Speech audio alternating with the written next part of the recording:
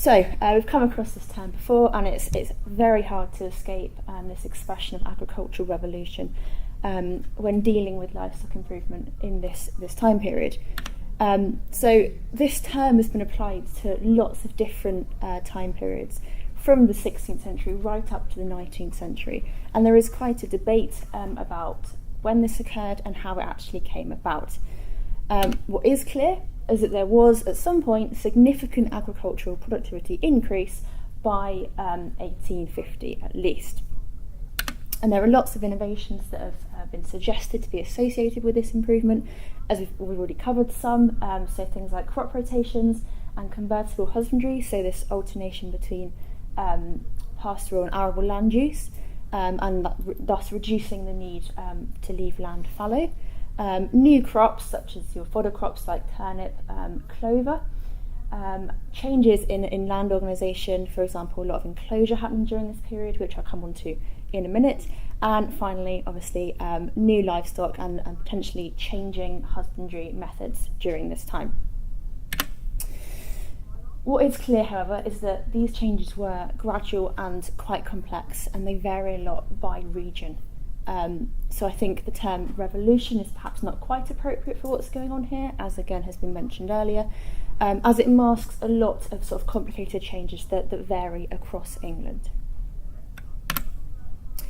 So in terms of what's going on with livestock improvement, I'm just sort of going to briefly overlap what Adoya said. So what's actually happening during this period? So first of all, there's the suggestion that cow were being replaced by horse for traction. This sort of starts as early as potentially the 12th century and sort of has certainly gained pace by the 16th century. And archaeologically, you would expect to see, therefore, higher proportions of horse in the later medieval, early post-medieval phases of your sites. So we've also got the increased specialisation as well during the late medieval period. So cattle are being increasingly used for veal, and sheep, as the wool trade picks up in the late medieval period, are being increasingly used for wool. So archaeologically, you would expect to find a change in your herd age structures, so younger cattle being killed off and sheep being kept to an older age potentially. There's also the notion of increased productivity during this time period, whether that's animals physically becoming larger, and you would expect to therefore find the actual animal bones themselves a lot larger archaeologically, or it could be that, as Adoya mentioned, animals are maturing a lot quicker and therefore are being killed off a lot faster for meat, and you'd expect to see again a change in your age structure, so younger animals being killed off as they mature faster. So, is there therefore zooarchaeological evidence for this increase in livestock productivity? Well, the short answer is certainly yes, as you've just seen. So there is a sort of unmistakable increase in cattle and sheep size that's been suggested between the 15th and the 17th centuries. And there are a number of sites where this is present. I've just given a few examples here where sheep and cattle were certainly increasing in size during that period. However, as you'll have noticed, a lot of these sites are sort of built up urban or military sites, and there's not a lot of evidence pertaining to animal size from rural sites, which is what I'm attempting to do. So I'm trying to look at what's happening on rural sites. Is this increase in animal size actually occurring, and when, essentially? Because the chances are that these rural sites are the places where these animals are actually being produced, the primary centres of sort of animal breeding and rearing. So is this improvement happening there as well? However, I do want to point out again that there is going to be significant regional variation in this livestock change. There isn't simultaneous livestock improvement and animal size increase across the country, so it's worth just pointing that out, that there is variation by region. Ooh.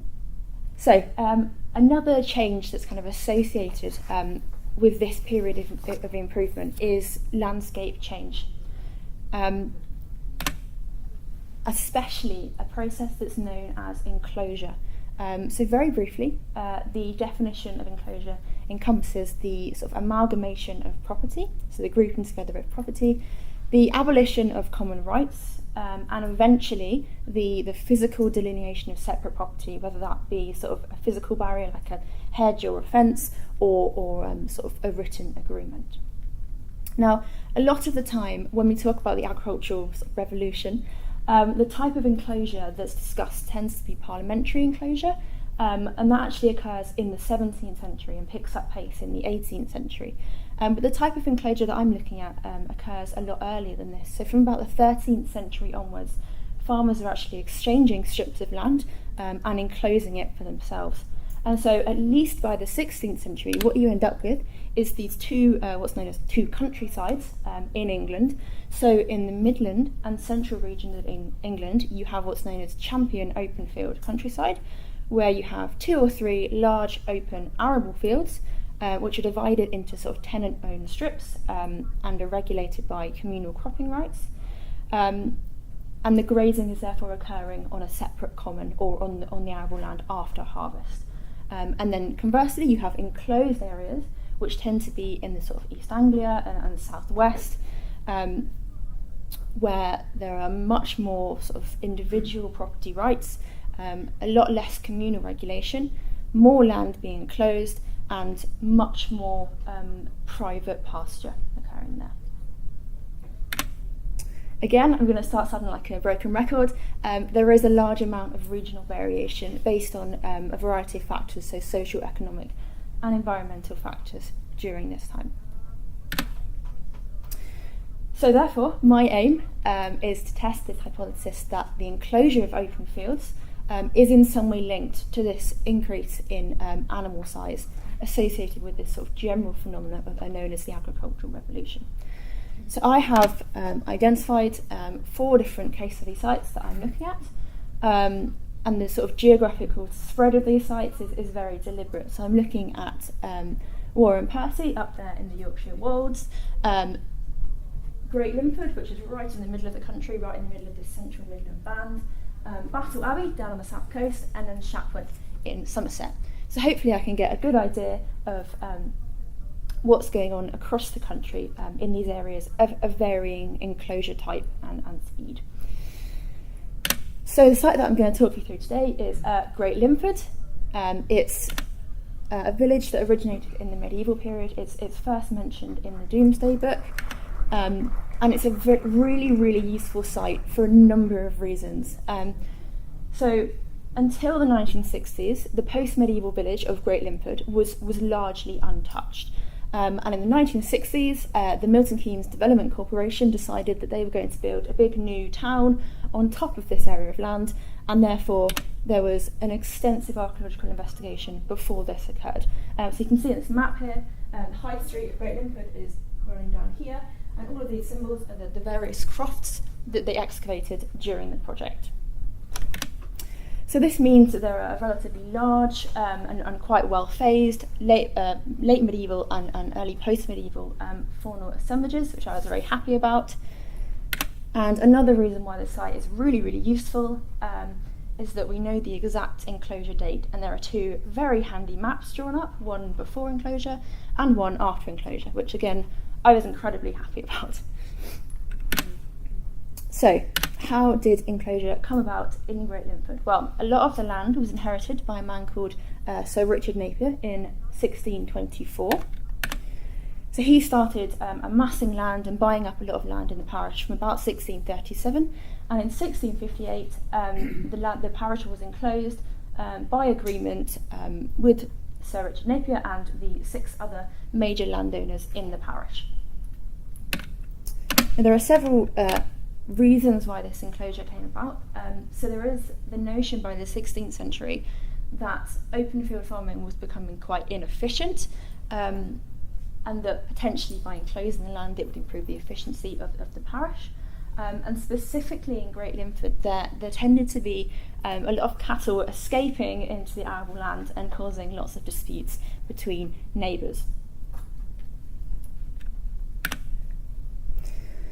So as I mentioned, there were maps drawn up before and after enclosure in 1658, and this is the estate map that Sir Richard Napier had drawn up in 1641 before enclosure. A slightly clearer version here. So at this point there are 3 large open arable fields, each split into different tenant-owned strips, with one being left fallow each year. And then you can see down here there's very extensive commons and meadows that would have been allotted to each of the farmers with land in the open fields. And again, there are strict regulations regarding the use of this grazing land and also what was to be grown in the arable fields. And this has been described as very typical of a Midland open field village, because it's slap bang in the middle of that sort of Midland open field countryside. We have another map, very usefully drawn up in 1678, so immediately after Enclosure. And you can see there are a lot more sort of clustered around the village, and very noticeably a loss of that common land.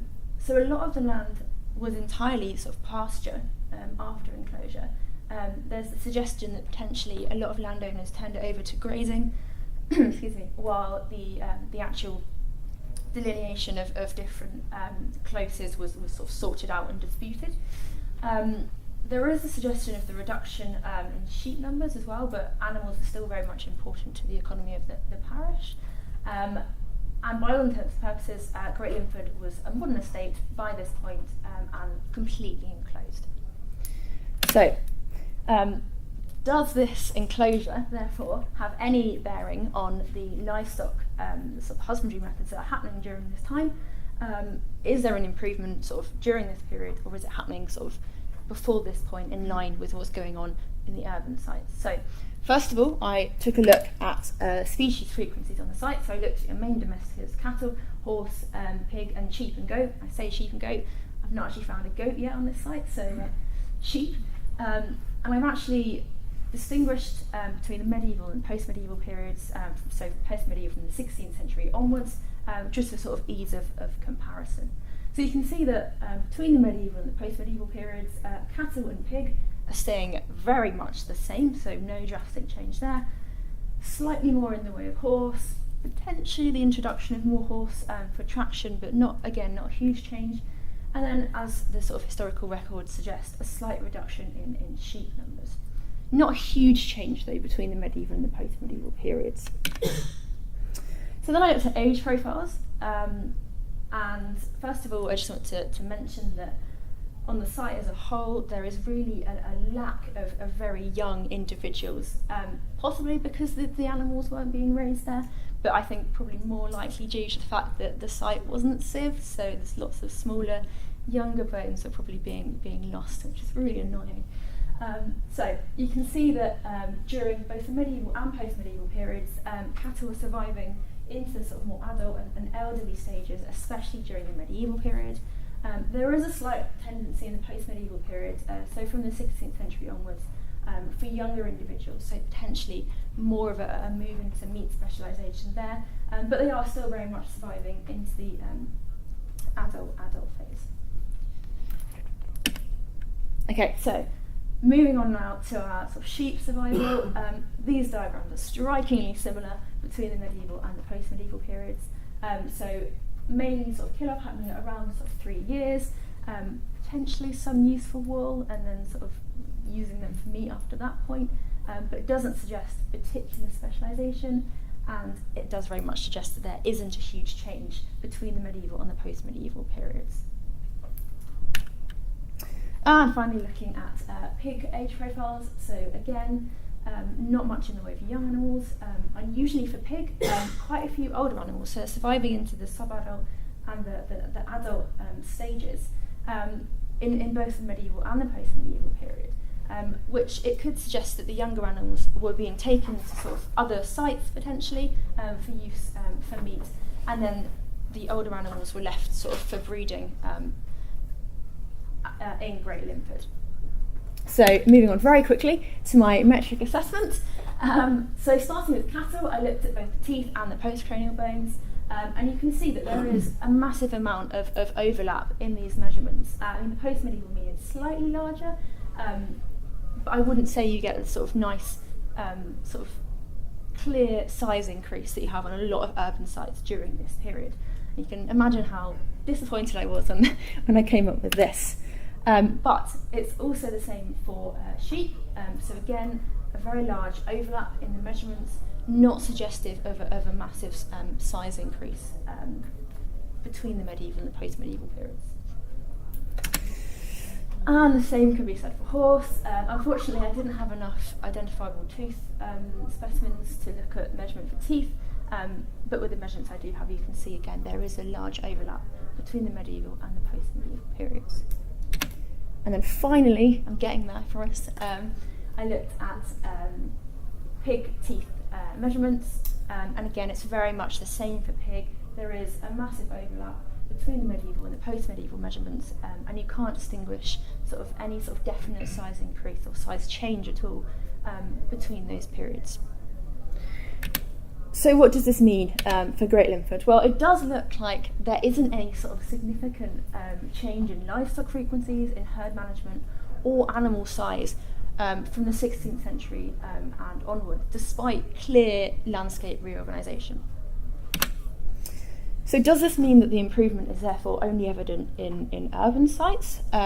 Or does it mean potentially that the improved animals, if they were being improved on rural sites, were somehow making their way to urban sites, and therefore the animals that are being left on the rural sites are the ones that look sort of unimproved, possibly? Is it that there was no motivation to improve on these rural sites, or particularly on Great Linford? There's mention in the records of sort of absentee landlords. So is it possible, therefore, that there's no sort of pressure from above to improve? And finally, does this potentially mean that livestock change is occurring maybe later in these open field areas where enclosure is also happening later, and therefore we're not seeing it in this sort of 15th to 17th century window that appears to be happening on other sites? I think I definitely need to compare these results with results from my other case studies to see whether this is indeed a countrywide pattern and whether this can be seen on all rural sites. And hopefully I will end up with a better understanding of the sort of factors leading to livestock improvement across England, especially on rural sites. Thank you very much.